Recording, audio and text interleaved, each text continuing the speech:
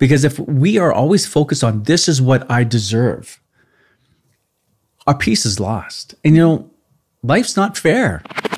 Welcome back, everybody. Today is Friday of the third week of Lent, and we are on Meditation 117 of Divine Intimacy. So we continue on sharing with you what stood out to us and why from Divine Intimacy, written by Father Gabriel. Today we continue on talking about true glory. St. Teresa of Jesus declares, however slight may be our concern for our reputation, if we wish to make progress in spiritual matters, we must put this attachment right behind us. For if questions of honor prevail, we will never make great progress or come to enjoy the real fruit of prayer, which is intimacy with God. A couple of things came to my mind when thinking about this quotation. One is that when other people attack my opinion, how do I respond? Or if they attack our ministry, which is a very public ministry, how do I respond? Do I let those attacks steal my peace, and do I tell myself I deserve better? Well, I deserve what I deserve, whatever God allows. Jesus was crucified. And so to the degree that I allow myself to be troubled and my peace lost, I have to recognize that I am attached to the love of my own glory and honor. That's just the truth.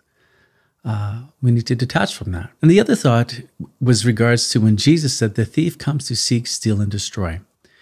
When I feel disturbed, when I do not get the honor or thanksgiving that I deserve, the question I ask myself is then, am I participating in the thief's work by trying to attribute honor to myself that rightly belongs to God?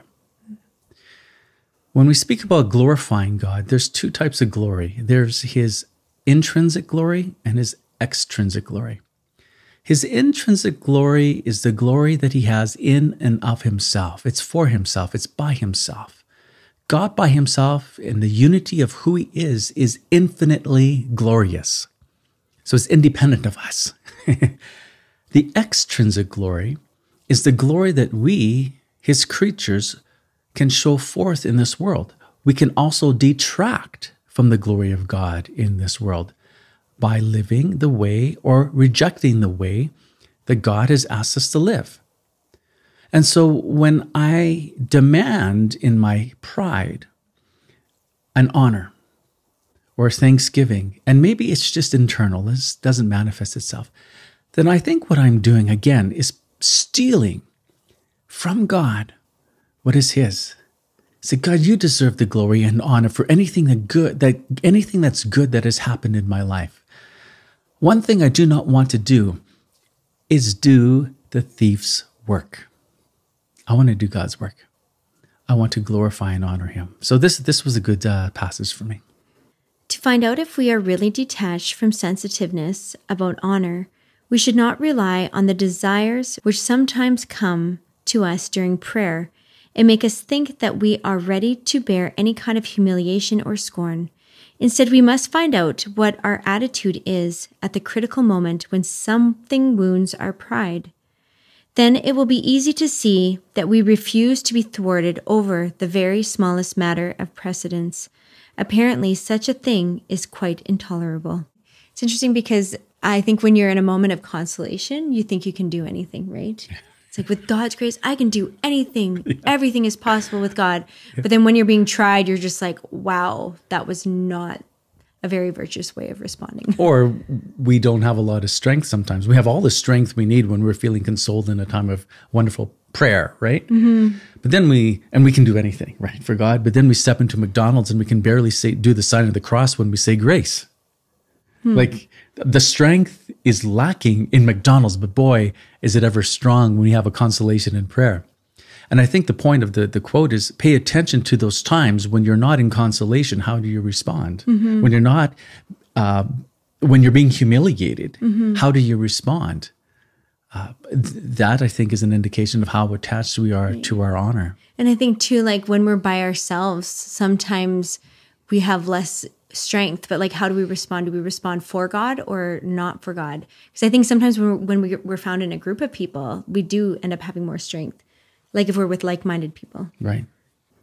Preoccupation with the defense of our rights continually distracts us from our ideal of union with God, deprives us of interior peace, and finally involves us in so many worldly cares that it will often be an occasion of failing in charity and even in justice towards our neighbor.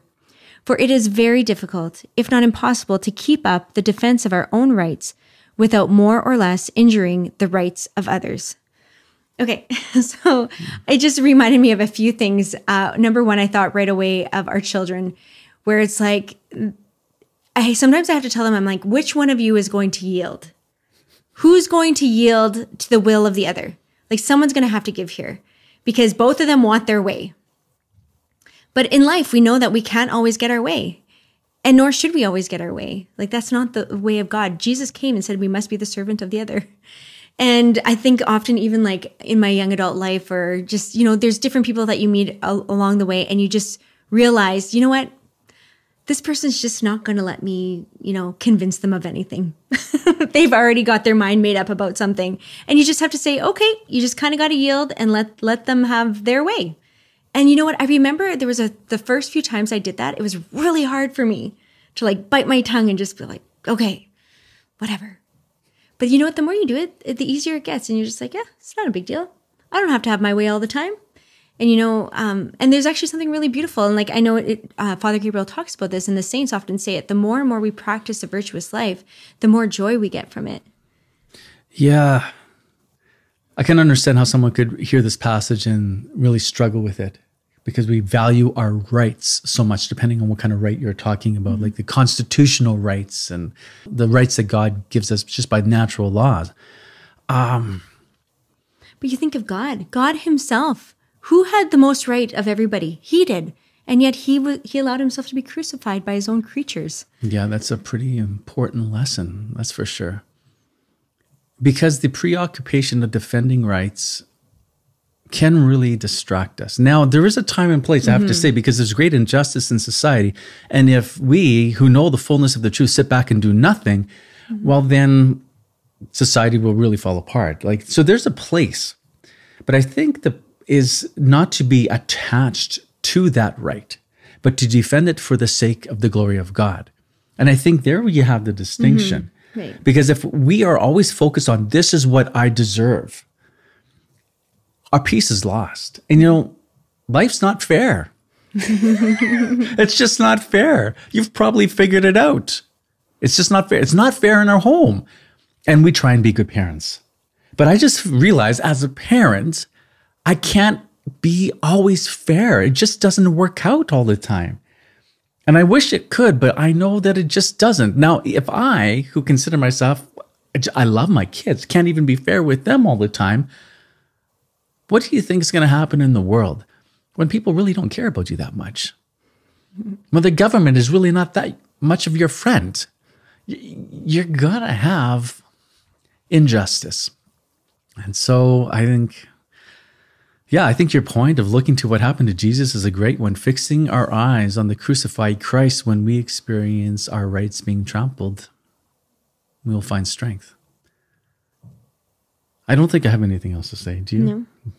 Oh, one thing that we've been forgetting to mention is that we said in the beginning that we really wanted people to be praying a daily rosary. So if you have been doing that, that's wonderful. If you haven't, it's still not too late to get started. And there's many ways, like if you're not in the habit of already praying, with your rosary beads in your hand, you can always listen to an audio recording or you can find a friend to pray it with. But I would just really encourage you to get started. I'm glad I got a friend to play my rosary with. Yeah, and 7 little people. We say a rosary in the evening as a family. Hey, thanks for watching. Share with us below what stood out to you and why. And it's Friday, so we're going to take the weekend off. Our next video will be Monday. God bless you.